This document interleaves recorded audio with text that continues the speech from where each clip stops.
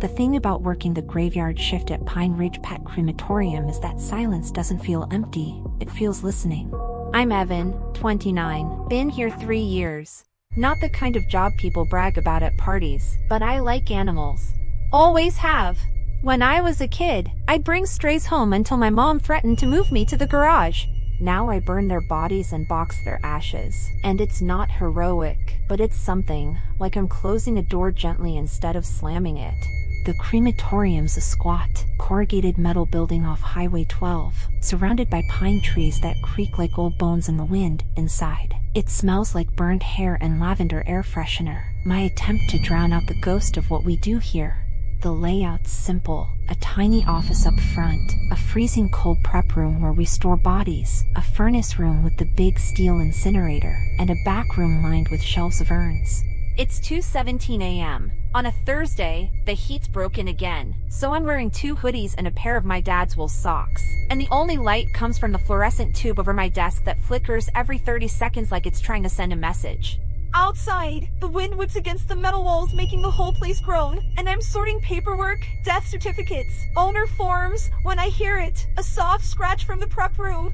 I freeze. The prep room's locked. I locked it myself an hour ago after putting down Mr. Henderson's golden retriever, Max, who had cancer, and his owner cried so hard I had to hand him a box of tissues. I remember thinking, at least he gets to say goodbye. The scratch comes again, sharper this time, like claws on metal. I stand up, my chair scraping against the linoleum, the floor cold through my socks, and I grab the flashlight from my desk, battery dying, being weak, and walk down the hall. The prep room door is steel with chipped white paint around the handle, and I press my ear to it, silence, then a soft but definite thump like something hitting the inside of the door.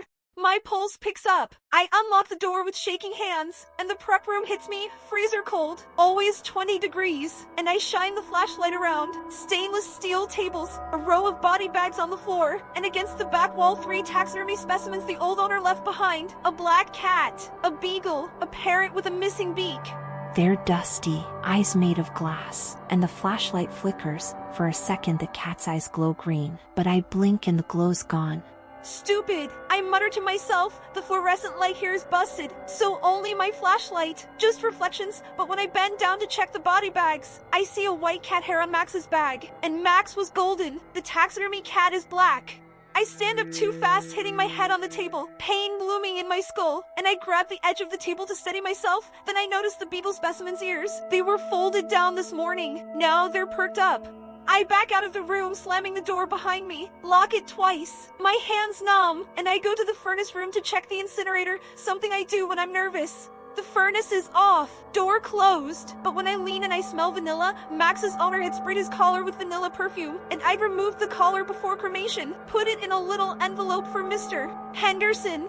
I open the furnace door, and there's the collar, charred at the edges but still recognizable, pink with a little bow, and the bell on it tinkles when I touch it. My throat goes dry. I drop the collar like it's burning me, and I check the security camera feed on my phone. The furnace room camera shows the door opening by itself at 3 a.m. Yesterday, the incinerator turning on with a blue flame instead of the usual orange. I don't sleep that night. I sit at my desk with the flashlight in hand staring at the prep room door. The clock ticks, and 3 a.m. hits, then the furnace roars to life. I run to the furnace room. The door's open. The incinerator's on with a blue flame instead of the usual orange. I open the furnace door, and there's the collar, charred at the edges but still recognizable, pink with a little bow, and the bell on it tinkles when I touch it. In the ashes there's a collar, then another, colorful ones, red, blue, purple, all the collars I've removed from animals in the past month. I call my boss Jerry. He answers groggy. Evan. It's 3 a.m. and I say, Jerry, the furnace, it's turning on by itself. The prep room specimens, they're moving. There's collars in the incinerator. I swear to God, but he cuts me off. Voice sharp. Evan, you're tired. Go home. I'll come in tomorrow. He says go home again. So I leave. I don't lock the door. I don't look back. The next day Jerry calls me. Evan, what the hell did you do? And I say what?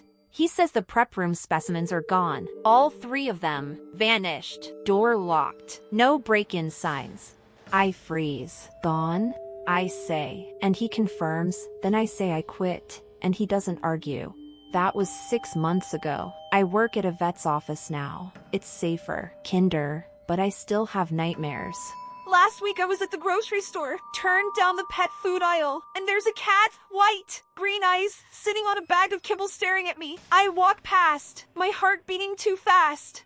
Then I hear it, a tiny bell, tinkling. Familiar, I turn around, the cat's gone, and on the floor there's a pink collar with a bow. I pick it up. The bell tinkles again, and in the distance I hear a dog bark, soft, sad. I drop the collar. I run. I haven't been back to that grocery store, but sometimes, late at night, I hear the scratch, claws on metal, and I know they're still there, waiting for someone to say goodbye.